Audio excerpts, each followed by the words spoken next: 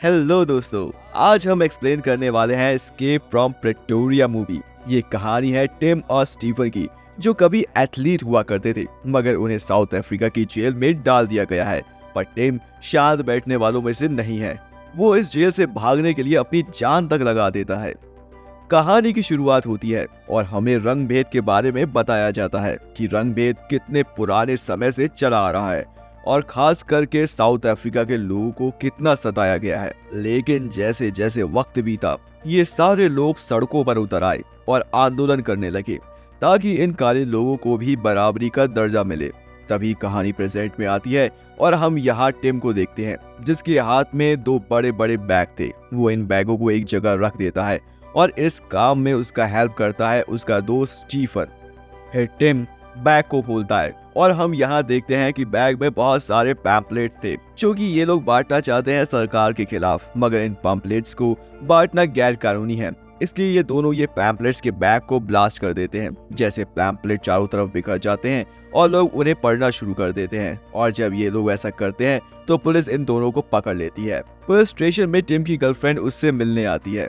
वो टिम को कुछ पैसे देती है, जो कि टिम अपने पैरों के नीचे छुपा लेता है। अब इन दोनों को कोर्ट लाया जाता है, जहाँ पर इन दोनों का जुर्म साबित हो जाता है और इन दोनों को 12 साल की सजा होती है। इस सजा को सुनकर स्टीफन पूरा टूट जाता है और जब इन दोनों को प्रिटोरिया जेल ले जाया जाता है तो स्टीवन वहां से भागने की कोशिश करता है, पर वो पकड़ा जाता है।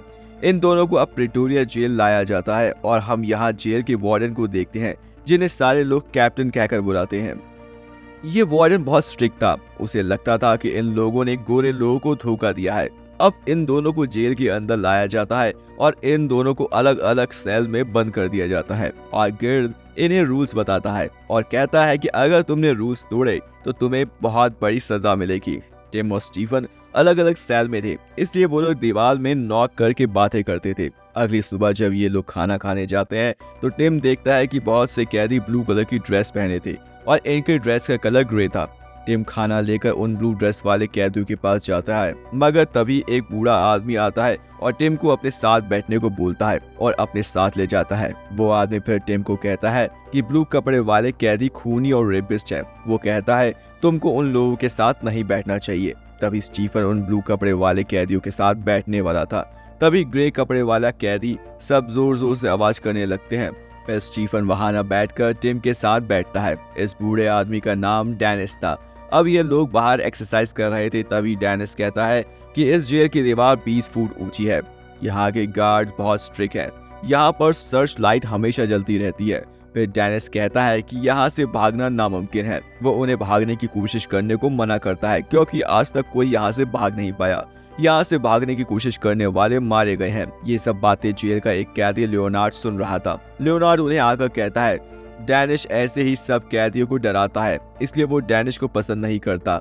ये सच है कि इस जेल से आज तक कोई कैदी नहीं भाग पाया, पर कई काम पहली बार ही होते हैं। लियोनार्ड कहता है मैं भी यहाँ से भागना चाहता हूँ। अगर तुम लोग यहाँ से भागने का प्लान बनाओ तो मैं तुम्हारे साथ दूंगा। जब ये सब बातें कर रहे होते हैं तो वार्डन इन्हें देख रहा होता है। कैप्टन को शक हो जाता है इन पर।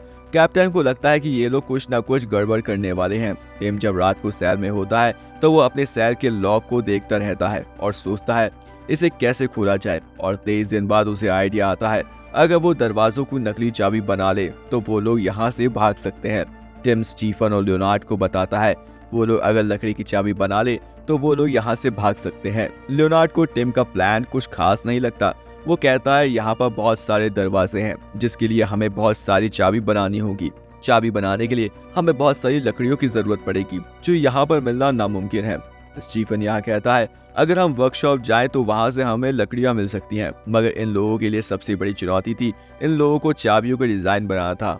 हर रोज टिम गार्ड के कमर में लगे चाबियों को गौर से देखा करता था और रात को अपने सेल में आने के बाद एक एक चाबी का डिजाइन बनाता है। इसी तरह 74 दिन बीत जाते हैं। अगले दिन टिम वर्कशॉप में जाता है और लकड़ियों के टुकड़ों को अपने थर्मस में भर लेता है।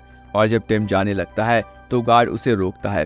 उसे टिम पर शक हो जाता है। वो टिम के थर्मस को चेक करता है, पर थर्मस के अंदर टिम ने कपड़े डाल दिए थे, इसलिए थर्मस को हिलाने पर गार्ड को कोई आवाज सुनाई नहीं देती। टिम इस तरह बच जाता है। टिम अपने सेल में आने के बाद सभी चीजों को बाहर निकालता है। अब वो लकड़ी के टुकड़ों को ग्लू से जोड़कर चाबी का शेप बनाता है। उसकी चाबी बनकर तैयार हो गई है अब वो अपने सेल के लॉक को घुमाता है पर चाबी अच्छे से नहीं घूमती, पर जब वो जोर लगाता है तो चाबी घूम जाती है जिससे सेल का दरवाजा खुल जाता है। पर इसके बाद टिम के पास बड़ी चुनौती थी क्योंकि उसे और एक दरवाजा खोलना था जो कि स्टील का था और वो दरवाजा सिर्फ बाहर से ही खुलता है। टिम इससे निराश हो जाता है। अगले दिन टिम लेनार्ड को बोलता है उन्हें एक मुश्किल चाबी बनानी होगी मगर उस चाबी को दरवाजे के आगे से खोलना होगा। फिर टिम अगले दिन गार्ड के कमर की चाबी को ध्यान से देखता है, फिर वो उस चाबी को भी बना लेता है। अब टिम और स्टीफन को इस जेल में 100 दिन हो चुके हैं और टिम यहाँ से जल्दी भागना चाहता है। फिर टिम अगले दिन स्टील की डोर की चाबी को टेस्ट करता है और टिम चाबी को लॉक के अंदर डालता है।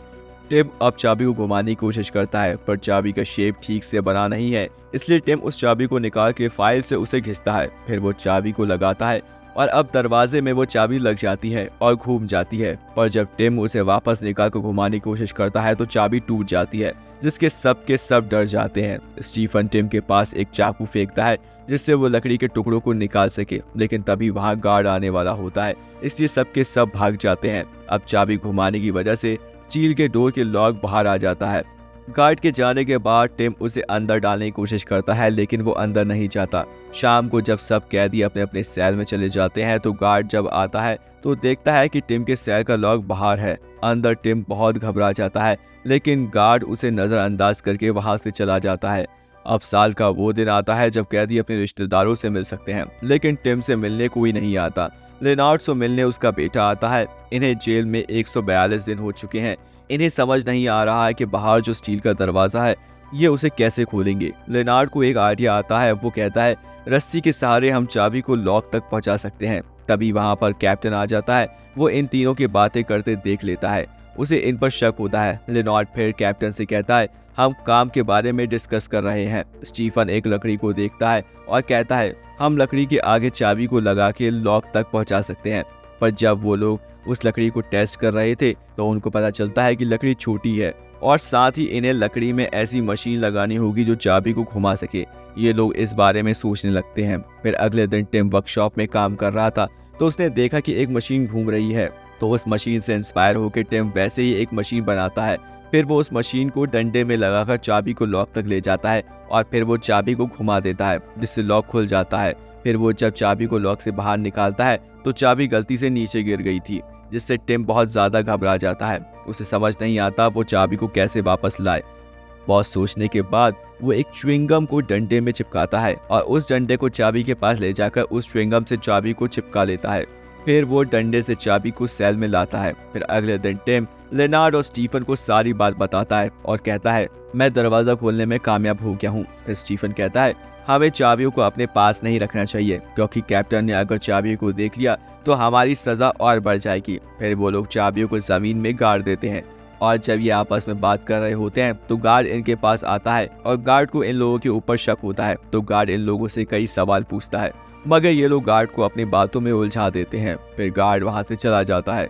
डेनिश वहां पर काम कर रहा होता है। डेनिश उन लोगों की बातें सुन लेता है और फिर कहता है अगर तुम लोगों को मेरी जरूरत होगी तो तुम लोग मुझे जरूर बोलना। अब हर रात को टिम दोनों दरवाजों को खोलकर आगे के दरवाजे की चाबी को बनाने जाता है। इन लोगों को जेल में 206 दिन हो चुके हैं। अब टिम बहुत सारी चाबियां बना चुका है और एक दिन वो खिड़की से देखता है कि एक ब्लैक आदमी कूड़ा लेकर जा रहा था। टिम उस ब्लैक आदमी से इशारे से कहता है मुझे एक न्यूज़पेपर चाहिए। तब ब्लैक आदमी उसे कहता है इसके बदले में सिगरेट लूंगा। टिम उसकी बात मान जाता है और अब टिम को एक न्यूज़पेपर मिल जाता है।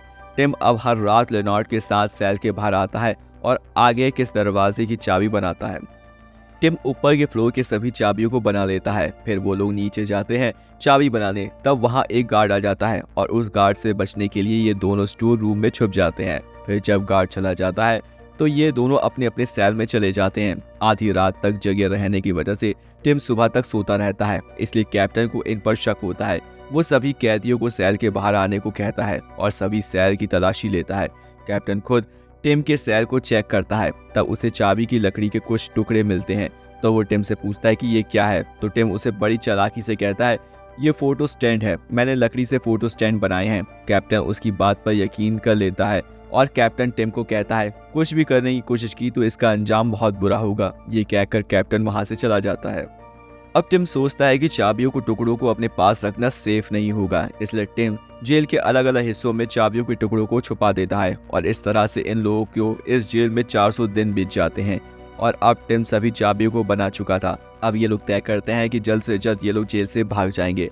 टिम डेनिस से जाकर कहता है तुम लोग भी हम लोगों के साथ भाग चलो, पर डेनिस उन लोगों को मना कर देता है भागने के लिए। अब ये लोग तय करते हैं कि ये लोग अगली रात को जेल से भाग जाएंगे। अब टिम स्टीफन को न्यूज़पेपर देता है। इस न्यूज़पेपर में जेल का नक्शा होता है। स्टीफन इस नक्शे को अच्छे से समझ लेता है और जब अगली रात को ये तीनों अपने सेल से बाहर निकलते हैं, टिम डेनिस से फिर एक बार जाकर कहता है तुम हम लोग के साथ चलो, पर डेनिस मना कर देता है और अब ये लोग एक एक करके दरवाज़ा खोलने लगते हैं।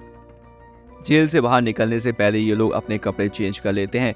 अब ये लोग नीचे वाले फ्लोर में पहुंच जाते हैं और अब ये गेट खोलने वाले होते हैं, तभी वहां गार्ड आ जाता है। ये तीनों के तीनों उस गार्ड से छुप के स्टोर रूम में छुप जाते हैं, पर गार्ड अब स्टोर रूम में चेक करने जाता है तब डेनिस अपने सेल को बल्ब को तोड़ के शॉर्ट सर्किट कर देता है और जोर जोर से चिल्लाना शुरू कर देता है। इसलिए गार्ड को देखने के लिए ऊपर जाना पड़ता है।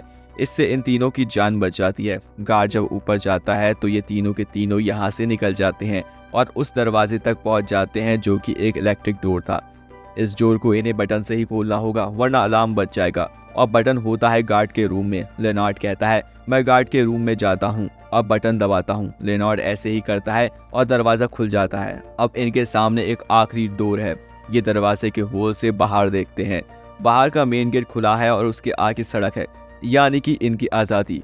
ये लोग एक दूसरे के गले मिलते हैं। अब टिम एक एक करके चाबी लगाता है, पर किसी भी चाबी से ये दरवाज़ा नहीं खुलता क्योंकि इन लोगों ने इस दरवाजे की चाबी नहीं बनाई थी। टिम कहता है हमें वापस जाना होगा और इसकी चाबी बनानी होगी, पर लेनार्ड मना करता है और कहता है हम लोगों को ये मौका दोबारा नहीं मिलेगा। और अब लेनार्ड उस लॉक को बहुत ध्यान से देखता है और वो कहता है लॉक की लकड़ी खोखली है और उसे तोड़ा जा सकता है। अब वो उस लॉक को तोड़ने की कोशिश करता है, पर इससे बहुत ज़्यादा शोर होता है। इससे टिम डर जाता है और वो कहता है इसे हमें जल्दी करना होगा वरना आवाज़ सुनकर गार्ड आ जाएगा। अब ये लोग उस लॉक को जोर लगाकर तोड़ देते हैं। अब ये लोग दरवाज़ा खोल के धीरे धीरे आगे बढ़ना शुरू करते हैं। ऊपर वॉल पर जो गार्ड होता है वो इन्हें देखने वाला होता है, पर उस गार्ड को देखने से पहले टिम उन दोनों को लेकर दीवार के पीछे छुप जाता है और मिरर से उस पर नज़र रखता है। जैसे गार्ड वहाँ से जाता है ये तीनों के तीनों जेल से बाहर निकल जाते हैं। अब ये लोग भाग के टैक्सी स्टैंड में जाते हैं और एक टैक्सी को हायर करके इस जगह से निकल जाते हैं। अगली सुबह जब गार्ड को पता चलता है कि ये तीनों भाग गए हैं तो गार्ड डर जाता है क्योंकि उसको अपनी नौकरी जाने का खतरा था। बाकी कैदी इस गार्ड पर हंसने लगते हैं। अब ये तीनों लंदन चले गए और रंग भेद के खिलाफ अपनी आंदोलन को चालू रखा। यहीं पर यह मूवी खत्म हो जाती है। दोस्तों अगर आपको मेरा एक्सप्लेनेशन अच्छा लगा हो तो प्लीज चैनल को सब्सक्राइब और वीडियो को लाइक करना मत भूलेगा। Thank you so much.